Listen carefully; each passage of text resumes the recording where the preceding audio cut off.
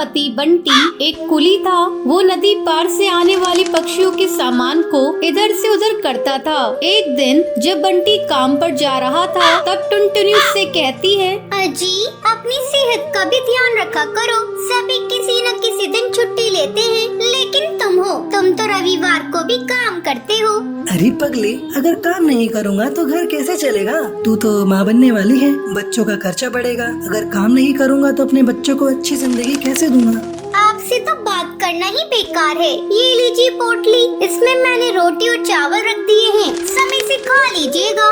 नहीं टुनटुनी, आज मेरी तबीयत कुछ सही नहीं लग रही है, कुछ भी खाने का मन नहीं कर रहा है। काम से आऊँगा तो खा लूँगा। बंटी बिना खाना लिए काम पर चला जाता है। टुनटुनी को क्या पता था कि बंटी से उसकी ये मुलाकात आखिरी थी। उधर बंटी बेहोश होकर बहती नदी में गिर जाता है और वहीं डूबकर मर जाता है। टुनटुनी भागी भागी अस्पताल जाती है।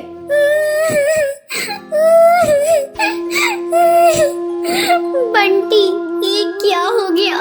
सब कुछ एक पल में खत्म हो गया। अब ये बच्चा किससे अपना पापा कहेगा? मैं तुम्हें कई बार समझा रही थी अपनी सेहत का ध्यान रखो, लेकिन तुम तो मेरी बात मानते ही नहीं। अब मैं क्या करूं बंटी?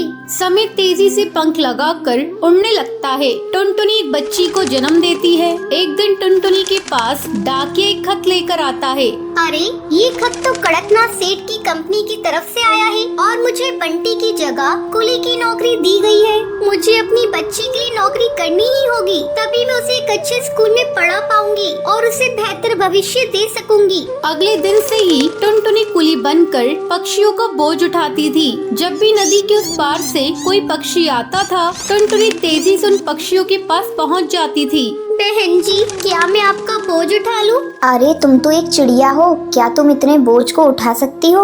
हाँ हाँ बहन जी, मैं सारे बोझ को उठा लूंगी। बहन जी, मैंने अपनी जिंदगी में इतना बोझ उठा लिए हैं, ये बोझ तो उसके आगे कुछ नहीं है। क्यों, क्या हुआ? और तुम ये तुम्हारी बेटी को साथ में लेकर क्यों घूम रही हो? तुम्हारे पति कहाँ हैं? वो नहीं कमाते हैं क्या? क्या करिएगा बहन जी, मेरी दुख भरी कहानी सुनकर रोज इस नदी किनारे पे कई पक्षी आते हैं और मेरी दुख भरी कहानी सुनते हैं, लेकिन कोई मेरी मदद नहीं करता। अरे तुम मुझे तो बताओ, मैं तुम्हारी जरूर मदद करूंगी। क्या बताऊं बहन जी, मेरे पति की मौत इसी नदी में डूबकर हो गई थी। उसके बाद से मैं यहाँ कुली की नौकरी कर रही हूँ। देखो टुनटुनी, जब तुम्हारी बेटी थोड़ी बड़ी हो जाएगी तो उसको मेरे स्कूल में डाल देना। मैं उसे पढ़ा लिखा कर एक अफसर बनाऊंगी। मैं तुम्हें अपना पता दे देती हूँ। वो बुलबुल चिड़िया टुनटुनी को अपना पता दे देती है। इसी तरह कई साल गुजर जाते हैं। एक दिन जब टुनटुनी अपना घर साफ कर रही थी, तभी उसे उस बुलबुल का दिया हुआ पता मिलता है। अरे ये पता तो वही है जो मैडम जी ने मुझे नदी किनारे पर दिया था। मैं तो बिल्कुल भूल ही गई थी। अब मैं अपनी बेटी को लेकर मैडम जी के स्कूल में जाऊंगी और उसे वहाँ पढ़ाऊंगी। टुनटुनी अपनी बेटी को लेकर उस पते पर पहुँचती है। आओ आओ टुनटुनी, बहुत दिन हो गए तुमसे मिले। मैडम जी, ये देखिए, मैं अपनी बेटी को अपने साथ लेकर आई हूँ। मैं चाहती हुई पढ़ लिख कर एक अफसर बन जाए, इससे मेरी तरह जीवन में संघर्ष न करना पड़े। हाँ हाँ टुनटुनी, तुम निश्चिंत रहो, मैं तुम्हारी बेटी को अच्छी तालीम दूंगी। तुम्हें एक दिन इस पर गर्व होगा। टुनटुनी अपनी बेटी का एडमिशन उस मैडम जी के स्कूल में कराकर निश्चिंत हो जाती है। उसे इस बात की खुशी थी, उसकी बेटी को उसकी तरह जीवन में संघर्ष नहीं करना पड़ेगा। नंदनवन जंगल में एक नदी के पास एक भूतिया चिड़िया का साया था, जिससे सब पक्षी बहुत परेशान थे। एक दिन की बात है, सब पक्षी जंगल के सरपंच कड़कनाथ सेठ के पास जाते हैं। कड़कनाथ सेठ, हम सब पक्षी बहुत परेशान हैं। जंगल में इस भूतिया चिड़िया की आत्मा की वजह से कोई भी पक्षी नदी से पानी भरने नहीं जा पाता है। हाँ कड़कनाथ सेठ, टुनटुनी बहन बिल्कुल सही कह रही है। हम सब बहुत डरते हैं उनसे। जंगल के न जाने कितने पक्षियों को मारा है। ये सब सुनकर कड़कनाथ सेठ पक्षियों से बोलता है, ठीक है, तुम सब परेशान मत हो। मेरे पास एक उपाय है। क्यों ना हम सब नदी के पास एक लोहे का जाल बना दें, जिससे उस भूतिया चिड़िया की शक्तियाँ कम हो जाएंगी और वो हमें नुकसान भी नहीं पहुँचा पाएगी। इसके लिए हर रात 2 पक्षी मिलजुल कर उस जाल को बनाएंगे। सब पक्षी इस फैसले से बहुत खुश होते हैं। अब रात को मीनू चिड़िया और सुंदरी कौवी जाल बनाने के लिए नदी के पास जाती है। तभी ये सब टूनी चिड़िया की आत्मा देख लेती है। अच्छा बेटा जी, ये सब मुझे रोकने के लिए इतनी मेहनत कर रही है, लेकिन ये नहीं जानती मैं इनकी अम्मा हूँ। अब बताती हुई चिड़िया को कैसे मुझसे बच पाती हैं। अब टूनी चिड़िया की आत्मा सुंदर सी चिड़िया का रूप लेकर चाय बेचने के लिए जाती है। चाय, गर्मा गर्म चाय, अदरक इलायची लौंग वाली चाय, चाय पी लो चाय। उसकी आवाज सुनकर मीनू चिड़िया और सुंदरी कौवी वहाँ पर आती हैं। अरे चिड़िया बहन, जरा 2 कप चाय देना तो। वैसे तुम इस जंगल में नई आई हो। टूनी चिड़िया की आत्मा चाय देते हुए कहती है, हाँ बहन, मैं गरीब चिड़िया हूँ, चाय बेचकर ही अपने बच्चों का पेट भरती हूँ। जैसे ही वो दोनों चाय पीती हैं, उन दोनों को चक्कर आने लगता है और वो वही जमीन पर गिरकर मर जाती है। टूनी चिड़िया की आत्मा अपने असली रूप में आ जाती है। और पियो मेरे हाथ की बनी जहरीली चाय। मुझे रोकने की कोशिश पड़ गई ना तुम पर भारी। जो भी मुझसे टकराएगा वो चूर चूर हो जाएगा।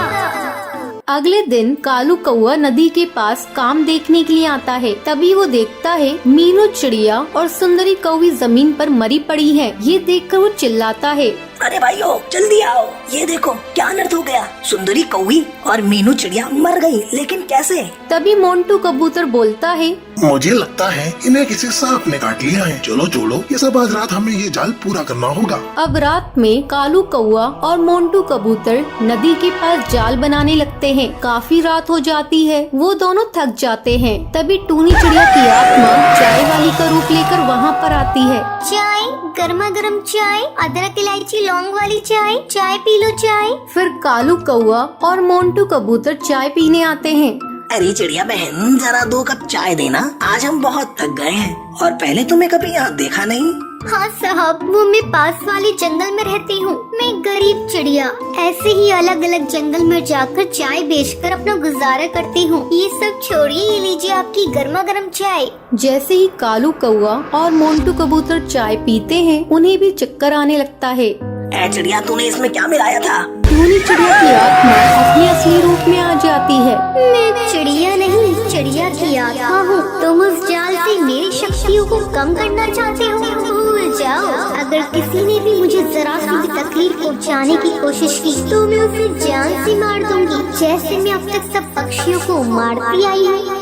पर ये सब टुनटुनी चिड़िया पेड़ पर बैठे देख लेती है। अच्छा, ये सब इस चिड़िया की आत्मा का किया हुआ है। अब देखो मैं क्या करती हूँ। इस चिड़िया की आत्मा को इस जंगल से निकाल कर रहूंगी, वरना मेरा नाम टुनटुनी नहीं। अगले दिन टुनटुनी चिड़िया सब पक्षियों को ये बात बताती है और उन्हें एक प्लान बताती है, जिसे सुनकर सब बहुत खुश होते हैं। अब रात में टूनी चिड़िया बबलू तोता और साधु भुल्ला चील के साथ नदी के पास आती है। तभी टूनी चिड़िया की आत्मा भी चाय वाली का रूप लेकर आ जाती है। चाय, गर्मा गर्म चाय, अदरक इलायची लौंग वाली चाय, चाय पी लो चाय। अरे चिड़िया बहन, जरा मुझे एक अदरक वाली चाय देना तो, सर में बहुत दर्द हो रहा है। टुनटुनी टूनी को बातों में लगा लेती है। तभी भुल्ला चील उसके आसपास गंगा जल और मिट्टी का तेल डाल देता है। अच्छा, टुनटुनी मुझे बातों में लगाकर मुझे मारना चाहती है। तो जैसी ना जाने मैंने कितनी चिड़ियाओं को मारा है, अब तू नहीं बचेगी। देख ले तेरा क्या हाल करती हूँ। मुझसे चालाकी करने की कोशिश की। जैसे ही टूनी चिड़िया की आत्मा टुनटुनी पर हमला करने वाली होती है, तभी भुल्ला चील उस पर मशाल से आग लगा देता है। वो जलने लगती है। बचाओ, कोई मुझे बचाओ, जल रहा है, रोको इसे, जाने दो। मैं कहती हूँ मुझे छोड़ दो, मैं तुम में से किसी को नहीं छोड़ूंगी। मैं वापस आऊंगी अपना बदला लेने के लिए। ये कहकर वो जलकर राख हो जाती है। टुनटुनी की समझदारी की वजह से उस जंगल से चिड़िया की आत्मा का साया हट जाता है। टुन्नू चिड़ा कड़कनाथ सेठ के यहाँ काम करता था। अचानक एक दिन उसका सेठ कुछ पक्षियों को अपने ऑफिस से निकाल देता है। उन कुछ पक्षियों में टुन्नू का भी नाम था। सेठ, आप इस तरह हम पक्षियों को काम से नहीं निकाल सकते। हम लोग आपकी ईंट से ईंट बजा देंगे। जाओ, तुम्हें जो करना है करके देख लो। ये कंपनी मेरी है, मैं किसको रखूंगा किसको निकालूंगा ये मेरी अपनी चॉइस है। और तुम्हें एक बात बता दूं, आजकल मेरी ऑफिस घाटे में चल रही है। मैं इतने सारे कर्मचारियों का खर्चा उठा नहीं सकता। अब आप लोग यहाँ से जा सकते हैं। टुन्नू वापस अपने घर आ जाता है। धीरे धीरे 6 महीने गुजर जाते हैं। अभी तक टुन्नू को कोई दूसरी नौकरी नहीं मिली थी। घर में पैसों की तंगी हो जाती है। इसी बीच टुनटुनी का स्कूल से नाम कट जाता है। 6 महीनों से उसकी स्कूल की फीस जमा नहीं हुई थी। एक दिन तो हद ही हो गई। अरे जल्दी जल्दी निकलो मेरे घर से, मुझे तुम लोगों को इस घर में नहीं रखना। 6 महीने से तुम लोगों ने इस घर का एक किराया नहीं दिया है। अब जल्दी से पैसे मेरे हाथ में रखो, नहीं तो मेरे घर से अभी निकल जाओ। अरे ओ रिक्की, जल्दी से इनका सामान निकाल के घर से बाहर फेंक दे। रिक्की घर का सामान बाहर फेंकने लगता है। बुल्ला भैया, ये तुम ठीक नहीं कर रहे हो। पहले कभी मैंने आपका पैसा रोका है। इस समय मेरे पति की नौकरी छूट गई है, इसलिए मैं पैसा देने में देर कर गई। रिक्की जल्दी से घर पे ताला लगा। भुल्ला टोनी की एक नहीं सुनता है और घर पर ताला लगा के वहाँ से चला जाता है। टोनी की नौकरानी उन्हें बेबस और लाचार देखकर उन पर तरस खाकर उन्हें अपने घर में ले जाती है। मालकिन, आज से मेरे गरीब खाने को अपने घर समझिए। यहीं पास के एक घर में मैं झाड़ू पोंछा करती हूँ, वो काम आप कर लीजिए। आपको कुछ पैसे मिल जाएंगे तो राहत होगी। हाँ रे, तू ठीक कह रही है। अब वो पहले वाले दिन तो रही नहीं मेरे। मैं कहीं काम कर लूंगी तो बच्चों की देखभाल करूंगी, तब तक टुन्नू जी भी कोई काम ढूंढ लेंगे। एक दिन जब टूनी झाड़ू पोंछा कर रही थी तो वो देखती है कि मकान मालकिन की लड़की एक आवारा लड़के के साथ बात कर रही है। उस समय मकान मालकिन भी घर पर नहीं थी। अरे ओ टोनी, मेरे दोस्त के लिए चाय नाश्ता लेकर आना तो। अभी लाई बेबी जी।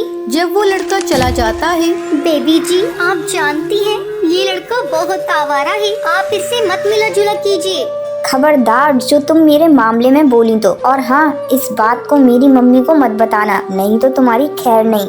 जब शाम को टूनी की मालकिन घर आती है तो बुलबुल टूनी की शिकायत उससे कर देती है। टूनी की मालकिन बिना कुछ सोचे समझे उसे घर से निकाल देती है। तब टूनी टुन्नू से कहती है, सुनो जी, मैं सोच रही हूँ क्यों न ठेले पर ये ढाबा खोल लिया जाए, लेकिन सोच रही हूँ इसके लिए पैसे कहाँ से लाऊं। टूनी, तुम चिंता मत करो, मैंने अपना हवाई मोटर गिरवी रखा था, मैं आज ही उसे जाकर बेच आता हूँ और तुम उस पैसों को लाकर ढाबा खोल लेना। हाँ जी, अगर भगवान ने चाहा तो अपने बुरे दिन जल्दी ही गुजर जाएंगे। आप जल्दी जाइए और जल्दी से पैसे लेकर आइए। टुन्नू अपना हवाई मोटर बेच देता है और उन पैसों से टूनी अपना ढाबा खोल लेती है। टूनी, तुम्हारे हाथ के बने कड़ी और चावल बहुत ही स्वादिष्ट है। आज तक मैंने ऐसे कड़ी और चावल कहीं नहीं खाए। हाँ हाँ बहन, तुम बिल्कुल सही कह रही हो और दाम भी बहुत कम है। धीरे धीरे टूनी के ढाबे पर भीड़ लगने लगती है। टूनी इतनी दयालु थी कि वो गरीबों को मुफ्त में खाना खिलाती थी। टूनी की अच्छी कमाई हो रही थी। एक दिन टूनी ढाबे का सामान लेने बाजार जा रही थी, तभी वो देखती है, अरे ये गुंडा मवाली तो मालकिन की बेटी से जबरदस्ती कर रहा है। मैं कैसे मालकिन की बेटी को इससे बचाऊं? टुन्नू को यहाँ फोन करके बुलाती हूँ। टूनी टुन्नू को फोन करके बुलाती है। क्या हुआ टूनी, तुम घबराई हुई क्यों? टुन्नू जी, आप ढाबे के पास पीपल वाली पेड़ पर आ जाइए। वहाँ एक गुंडा मालकिन की बेटी से बदतमीजी कर रहा है। साथ में 2-4 पुलिस वालों को लेते आइएगा। टूनी, तुम घबराओ मत, मैं अभी आया। टुन्नू जल्दी इंस्पेक्टर को लेकर वहाँ पहुँच जाता है। इंस्पेक्टर साहब, जल्दी से इस गुंडे को गिरफ्तार कर लीजिए। इंस्पेक्टर जल्दी से उस कालू बदमाश को गिरफ्तार कर लेता है। तब बुलबुल, टूनी बहन, मुझे माफ कर दे, मैंने तेरे साथ बहुत बुरा किया था। इतनी देर में बुलबुल की माँ भी वहाँ पहुँच जाती है। टूनी, आज तूने मेरी बेटी को बचाकर बहुत बड़ा उपकार किया है मेरे ऊपर। मैं भी तुम्हारे ऊपर एक उपकार करना चाहती हूँ। मैं अपना कुछ पैसा तुम्हारे ढाबे में लगाना चाहती हूँ। अब तुम एक ढाबे की जगह एक बड़ा होटल खोल लो। टूनी, ना मत कहना, मुझे बड़ी खुशी होगी। मालकिन, आज आपकी वजह से मेरा सपना साकार हुआ है। इस होटल का उद्घाटन आप ही करेंगी। हाँ हाँ टूनी, क्यों नहीं। तुम जैसे नेक और भली चिड़िया की मदद करके मुझे बहुत बड़ी खुशी मिली। अब बिना समय गवाए होटल का उद्घाटन करते हैं। टूनी के अब गरीबी के दिन कट चुके थे। अब वो हंसी खुशी अपने परिवार के साथ जीवन बिताने लगी थी।